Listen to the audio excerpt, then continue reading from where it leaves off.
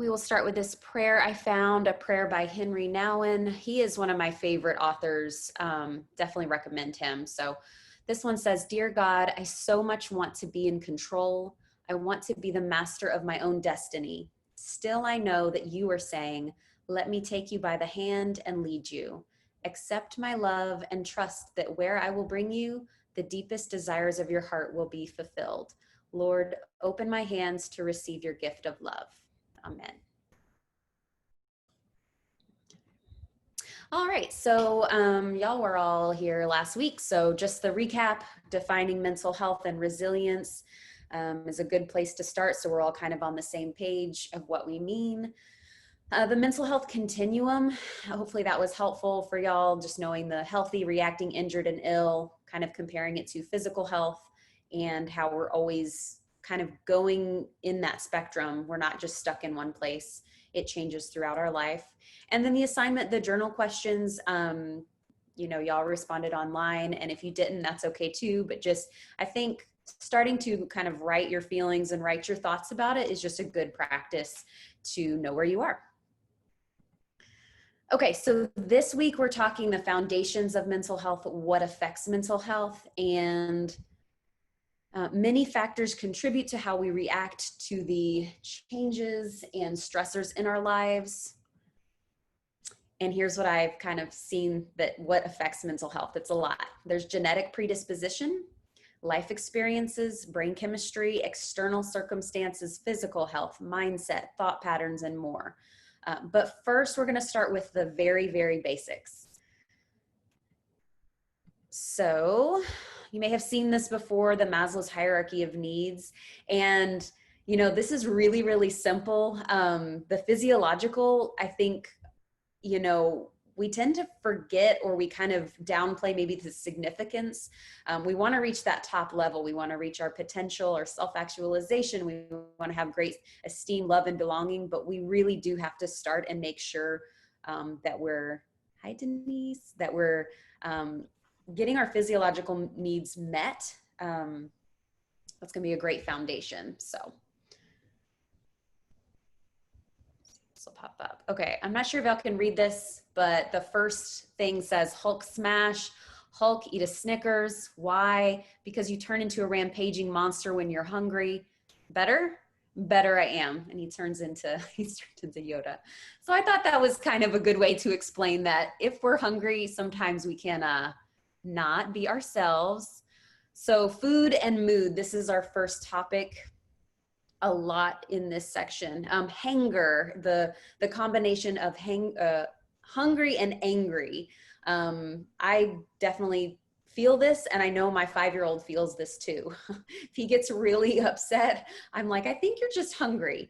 And I actually did some research on this, and it shows that when we skip a meal, we're kind of stressing our body, which can affect our mind. So a drop in glucose, not good. So this is a really simple way to kind of get yourself to a better mental state, is to make sure you're eating regularly and not skipping meals. Okay, this next one, nutrient deficiencies.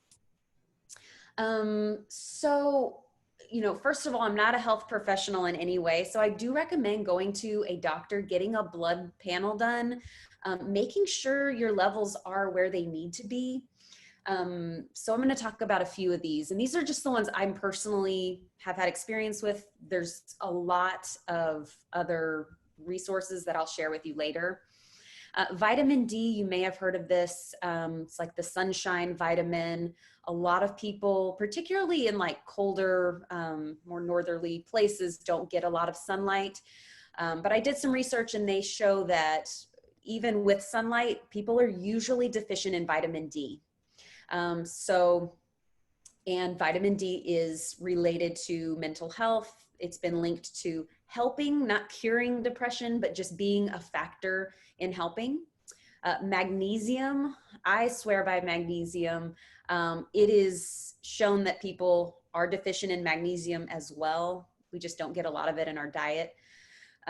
So that is something that can help us to relax. It's considered kind of a calming supplement. Selenium, this one is a new one I've researched. It's really interesting because there's research showing that it can help with anxiety.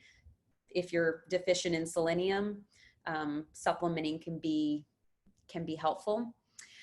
This next one, the MTHFR, this is just kind of something that's affected me in my life. I got blood work done about 3 years ago, and the doctor, after the blood panel was done, let me know that I do have this genetic, it's a mutation. And so what happens with this mutation, that's actually quite common in Caucasian people. So it's worth kind of doing your own research or looking at the links I share. And what this genetic mutation does is it prevents me from absorbing folate. And folate is very, very important in mood regulation. So I started supplementing with a specialized form of folate. It's on Amazon. It's not like a pricey thing. And I did notice a difference. With all of these things I'm talking about incremental changes. I'm not talking about, oh, I feel just, everything's fine now. I just definitely believe in, if you don't skip meals, if you start to supplement, if you need it, things like that, you're building up, I guess just you're making yourself more able to handle the stressors in your life. So those are just some ideas of how nutrition is very important to our mental health. This next one, intuitive eating, I find this to be really interesting. So basically the concept, it's kind of its own diet, but basically it's that there's no good or bad foods, and it's all about how does food make you feel. So I find this is really personalized to each person. It's kind of a compassionate and non-judgmental way to approach food. So you could do some additional research on that one. I think that's really important because sometimes we do eat something and it does make us feel a certain way. And that's different for everybody. So that's something to look into. Again, just kind of boosting up everything, all of our resources that we're working with. That way we can, help with our stressors in our life, our emotions, our moods, just whatever we can do, I think is super important if we can make small, easy changes. This last one, coffee and alcohol, it could really be caffeine and alcohol. I think this is kind of related to intuitive eating. I don't necessarily think coffee or alcohol are good or bad. It's all about how it affects you as a person. And so I don't drink either because it helps my mental health, but I certainly don't judge those that do. I know plenty of people that do. So the only reason I kind of bring this up is because coffee is a stimulant and alcohol is a depressant. So it's worth noting that sometimes if you're in a negative mental state or an anxious mental state, just be cautious that one of these may be contributing and making it worse. So I know that if I have I'm feeling really anxious, I won't drink coffee, but maybe on some days where I'm feeling relaxed, maybe I will. So this is it's all very personal to you. So that's why I really recommend your own research, going to a doctor, figuring out what works best with your body and mind. Okay, the next tip, don't hesitate, hydrate. This is I think we hear, we hear people talking about drink more water, drink more water. We hear that all the time. And so in my research, there was a study done that the people that drank more plain water tended to have a lower prevalence of anxiety and depression, which was kind of like, wow, it was just water, I don't think it's a cure-all, but it's definitely something to add into your day, drink more water. So I think this is a really good, simple tip to add on. So we've got the food, nutrients, vitamins, water, and then next, catch some Z's. This one says, sorry if I'm a bit cranky today. We had builders next door yesterday and I only got about 19 hours of sleep. So, if only, right?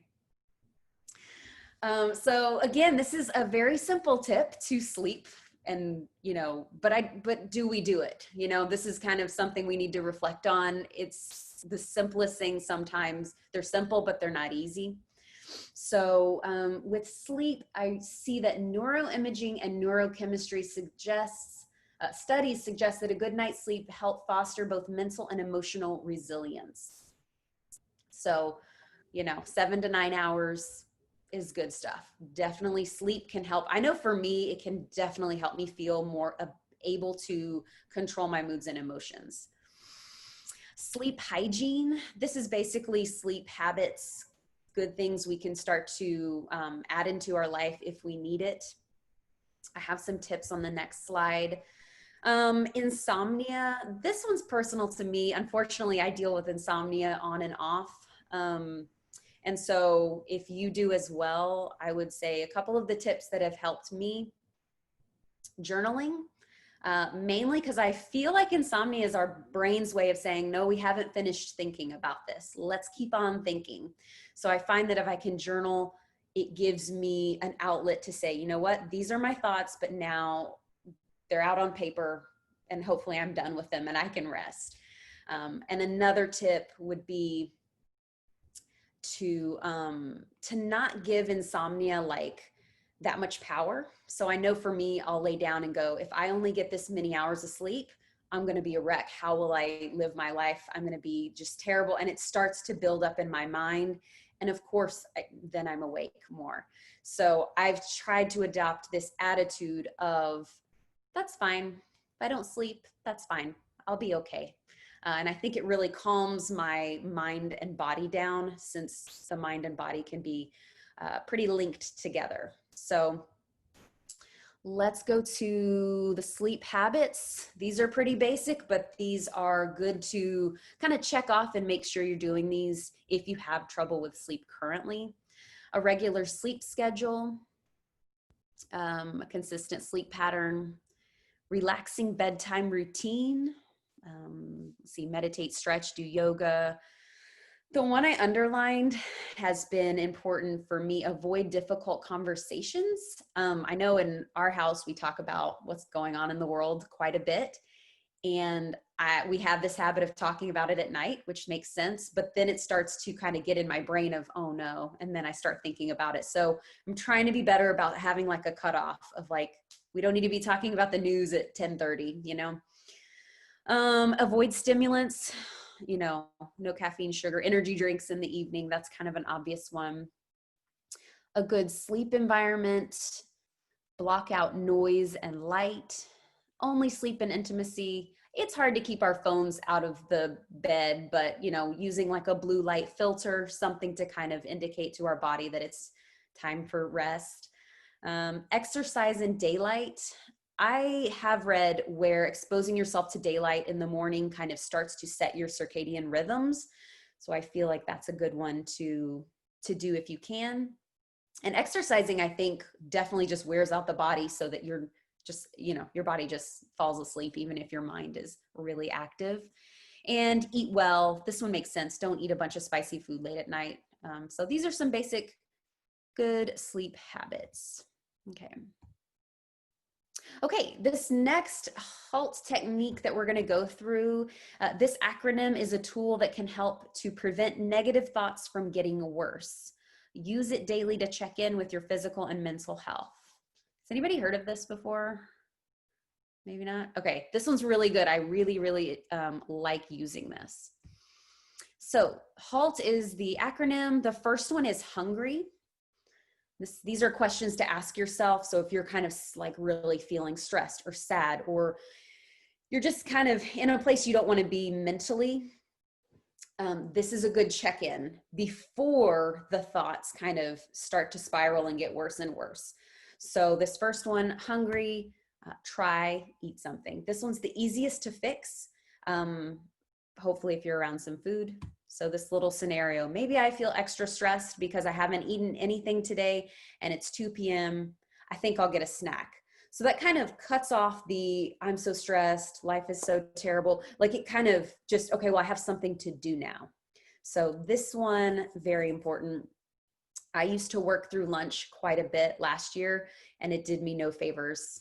I thought I was getting more work done, and I probably was, but I was not, my mental state was not good. So eat your meals. All right. The next one, angry.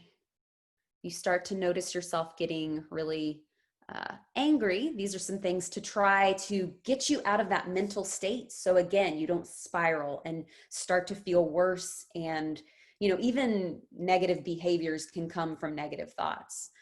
So some ideas, try exercise, cleaning. Cleaning for me is really therapeutic because I can focus on one task, which I'm like, this is a really good, your house is clean and you're not feeling anger anymore. Writing, going outside, talking to a friend. These are some ideas to stop that negative thought pattern.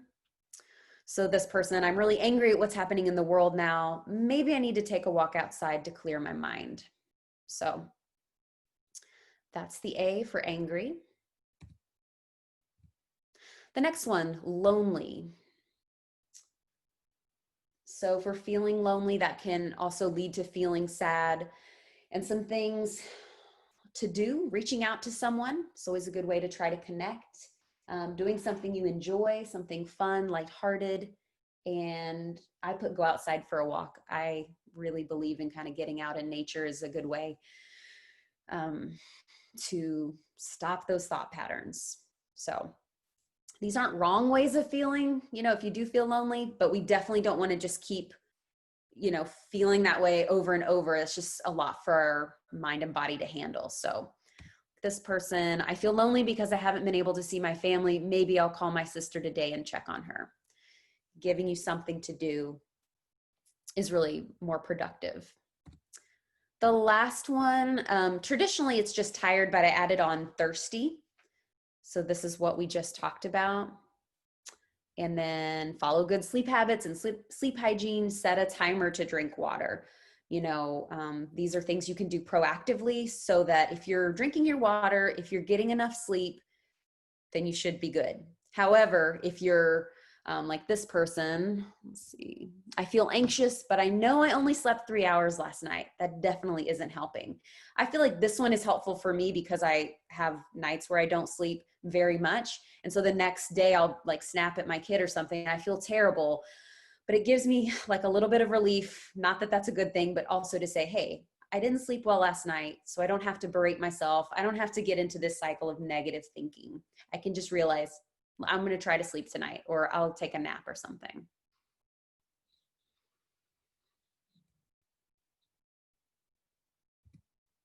Okay, and here's some biblical context. I like these.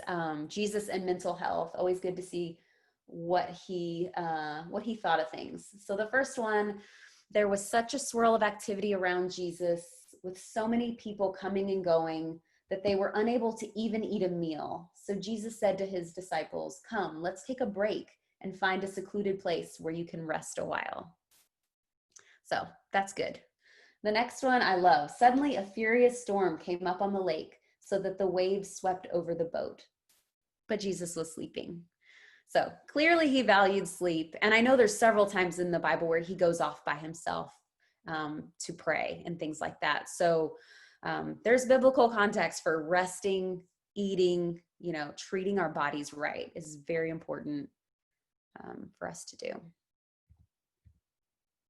Okay, and the mental health toolbox, this from last week, we had journaling, a morning routine. These are things that I use, and I'm just sharing them with you to see, would this be helpful in your life, or create your own kind of toolbox so that when things get really stressed, you can come up with things that are going to be useful to you. And the HALT, hungry, angry, lonely, tired, thirsty, that's a great tool to use. First one, nature. Love being in nature. It's a great stress relief. And I would say if you can't get out, if it's too hot or something, I think sometimes just watching a nature show or looking at a nature picture, I just feel like it's soothing. So that is an option. The next one, movement or exercise. I think we've heard many times how exercise is good for releasing endorphins, stress relief. I like to take my dog on a walk outside, so I feel like I can combine the two. But whatever movement you're able to do is just another way to be healthy and active.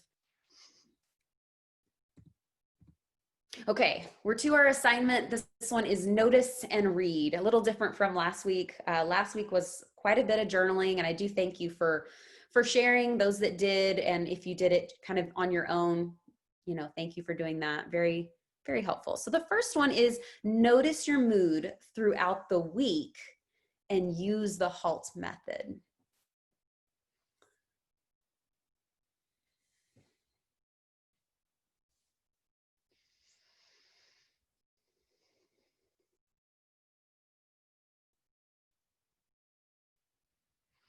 So however you want to track your mood, or maybe you catch yourself in a state of anger or stress, or something happens, just quickly run through those. And if any of those apply, see if you can kind of do a reset and, you know, eat a snack or go outside or, you know, take a nap, or that one's less likely, but, you know, give yourself a little bit of space if you know, hey, I didn't sleep.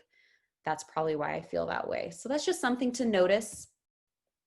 And then I'm going to send over a resource page. I did a lot of research this week, a lot of good links with scientific, you know, information. So just to kind of do your own research on this, find a topic that interests you and just read about it. Always good to get your own perspective, even though I'm happy to share this with you. I think kind of